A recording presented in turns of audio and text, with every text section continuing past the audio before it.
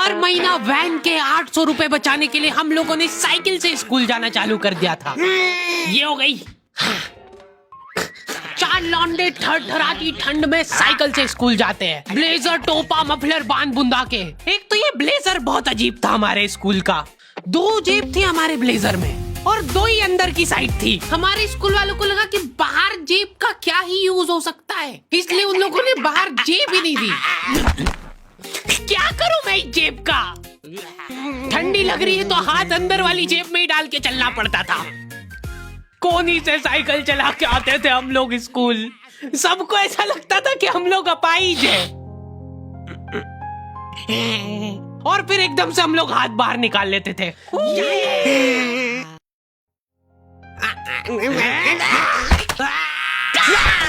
मजाक बना के रख दिया डिसेबिलिटी को।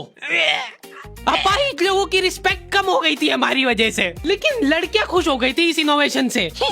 उनको लगा था कि ब्रा का खर्चा नहीं करना पड़ेगा, अपना जो भी सामान है उसको एकदम जेंटली इन जेबों के अंदर प्लेस कर देंगे। लेकिन इसमें एक छोटी सी दिक्कत थी।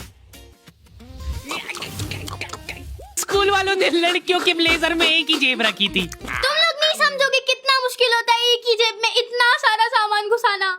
हर रोज लेट होते थे हम लोग स्कूल, क्योंकि मेरी साइकिल की चेन ढीली थी। थोड़ी सी भी स्पीड बढ़ाते थे तो वो चेन उतर जाती थी। लेकिन पापा ने मेरे को प्रॉपर ट्रेनिंग दे रखी थी चेन चढ़ाने की। एक जना ऐसे खींचेगा टायर, उतने में अपने को पानी से फटाफट कस देना है। ये हो गई टाइट।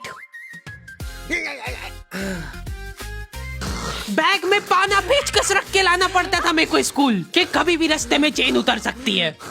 इमेजिन करो एक बार कि तुम चुपचाप वैन में बैठ के जा रहे हो, बीच सड़क में 4 लौंडे साइकिल पलटा के ये फटाफट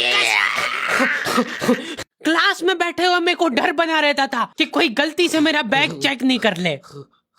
तो आज हम लोग पढ़ेंगे टेंस। सबसे घटिया, वाहियात, नीच टॉपिक लगता था मेरे को टेंस। पास्ट, प्रेजेंट और फ्यूचर तक बात ठीक थी। प्रेजेंट कंटिन्यूअस टेंस क्या होता है? सिंपल पास्ट, पास्ट कंटिन्यूअस, मतलब वो बीत चुका है पर चल भी रहा है।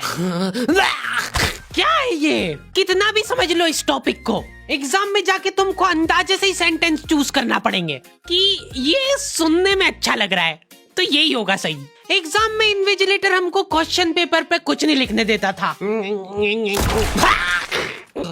इनको ऐसा लगता था कि हम लोग क्वेश्चन पेपर पे आंसर लिख लिख के चीटिंग करेंगे।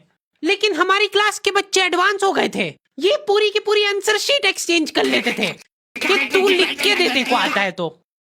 बोर्ड एग्जाम थी यार हमारी, और हमारे स्कूल वाले बोर्ड एग्जाम को बहुत सीरियसली लेते थे। अलकायदा टाइप ट्रेनिंग मिली थी हम लोगों को। एग्जाम देते हुए कहीं से भी बॉम्ब गिर सकता है, लेकिन तुम्हारे हाथ नहीं रुकना चाहिए, चाहे तुमको क्वेश्चन आता हो या ना, कुछ न कुछ लिख के ही आना है। हमारा एक ही मकसद होना चाहिए, आंसर शीट भरना। नहीं आए तो अभी कुछ भी लिख के आ जाओ। मेरे को ये नहीं समझ आता कि मैं कुछ भी कैसे लिख के आ जाऊं, मेरे को आता ही नहीं है। क्या लिखूं मैं? एक तो हमको इतना डरा धमका के भेजा गया था ना सेंटर पे, मैं नर्वसनेस में जाके अपना नाम भूल गया वहां पे। इन्विजिलेटर ने नाम पूछा, मैं सोच रहा हूँ क्या हो सकता है। बेटा नाम, नाम तुम्हारा। 2 मिनट।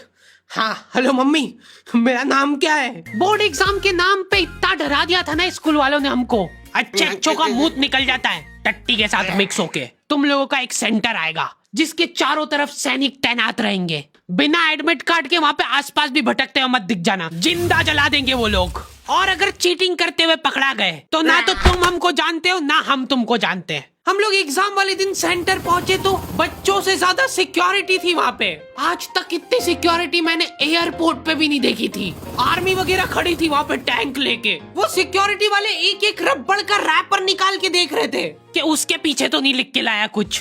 क्या लिख लूंगा मैं इतनी सी जगह में? लिख भी लिया तो मेरे को ही समझ नहीं आएगा कि क्या लिखा है। कुछ चीजों का मेरे को लॉजिक ही समझ नहीं आया था कि तुम नंबर वाली घड़ी पहन के नहीं जा सकते हो, पहनना है तो कांटे वाली पहनो। उनको शायद शक हो गया था कि ये सारे लोग एक साथ कोऑर्डिनेशन करके बम बम नहीं फोड़ दे। उधर एक बच्चे की घड़ी का अलार्म बज गया और वो बजता भी बॉम्ब के टाइमर जैसा है। अलकायदा जिंदाबाद। जिस पाउच में तुम सामान ला रहे हो वो भी ट्रांसपेरेंट होना चाहिए। मेरे बैग में से इनको पाने पेचकस मिले थे, क्या जवाब दूं मैं इसका कि क्या यूज में आते हैं ये? उनको वहाँ पे डेमो करके बताना पड़ा कि ये यूज में आता है ये सब आइटम। फिर बाकी बच्चों ने भी कंफर्म करा कि हाँ देखा तो है हमने इनको रास्ते में ये हरकत करते हुए। ये सब देख के उन्होंने मेरे पाने पेचकस तो हाथों हाथ नाली में फेंक दिए थे। हमारे एक साथी की जेब में से ड्रग्स बरामद हो गए थे। अरे ड्रग्स नहीं है, ये इनहेलर है। इसको ऐसे सूंघते हैं, नाक बंद होती है तो नाक खोलने के बाद भी अगर तुम इनहेलर को पूरी ताकत से सूंघते हो, आंखें दिमाग में ठंडक हो जाएगी तुम्हारे। वो बच्चे नहीं होते जो पूरा साल टाइम पास करते और एग्जाम के एक दिन पहले पढ़ के एग्जाम देने आ जाते हैं। वो बनने की मैं कोशिश ही कर पाया था। सिर्फ मैंने सोचा था आखिरी रात मेरी है, रात भर मैं पूरा सिलेबस चाट जाऊंगा, पर मैं एग्जाम के एक दिन पहले ही बीमार पड़ गया। सर्दी हो गई मेरे को, तो मैंने सोचा ठीक है अभी थोड़ा रेस्ट करते, सुबह उठ के पढ़ाई करेंगे। नाक बंद हो गई भाई, नींद ही नहीं आ रही है। फिर पापा आके मेरे को ट्रिक बताते हैं कि अगर राइट वाली नाक बंद हो रही है ना तो लेफ्ट साइड करवट करके सो जा, फिर गहरी सांस ले, तो ये जो है ना राइट वाली खुल जाएगी और लेफ्ट वाली बंद हो जाएगी। फिर लेफ्ट वाली अगर खोलना है तो राइट साइड करवट करके सो जा। पूरी रात करवटें बदलता रह गया मैं। सुबह रास्ते में जाते जाते पढ़ रहा हूँ मैं, क्योंकि बाकी बच्चे भी यही कर रहे थे। बच्चों को लग रहा है कि भाई जितना हम लोग साल भर में नहीं पढ़े उतना हम लोग रास्ते में जाते हुए पढ़ लेंगे।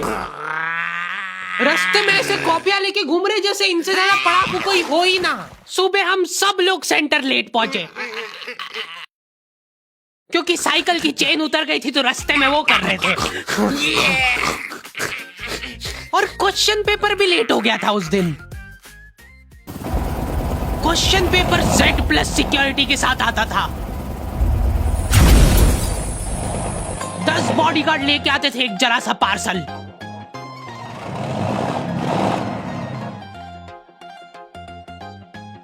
और फिर देने के बाद बोलते थे ये असली पार्सल नहीं है। असली नहीं है तो जोर से भी बोल सकते हो, ये असली पार्सल नहीं है। ये लोग पता नहीं किसी को तो गुमराह करने की कोशिश कर रहे थे। इनको डाउट था कि इतनी सिक्योरिटी के बाद भी कोई पेपर चोरी कर लेगा, तो ये लोग इतनी सिक्योरिटी में नकली पेपर लेके आए। असली पेपर तो एक और बॉडीगार्ड नाले में तैरता हुआ लेके आ रहा है। ये पाने पेचकस किसने डाले नाली में? ये लो। मजाक कर रहे थे हम तो, यही है असली क्वेश्चन पेपर। जाओ बांट दो फटाफट।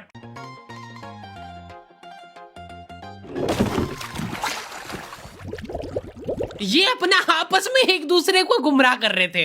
एक बार बस सोच के देखो कि ये सारी हरकतों के बाद भी अगर पेपर लीक हो गया, सोचो एक आदमी टेलीग्राम पे क्वेश्चन पेपर बेचने लग गया था, वो भी एग्जाम के महीने भर पहले से, तब तक क्वेश्चन पेपर बना भी नहीं था। तो अब जो आदमी हमारा क्वेश्चन पेपर सेट करने बैठा, उसने सोचा कि उसका काम इजी हो सकता है, क्यों ना थोड़ा सा स्मार्ट वर्क कर लिया जाए। उसी ने सबसे पहले वो फेक क्वेश्चन पेपर खरीदे और वैसे के वैसे चेप दिए। जिसने पेपर लीक करा था वो खुद सोच में पड़ गया कि ये कैसे हो गया।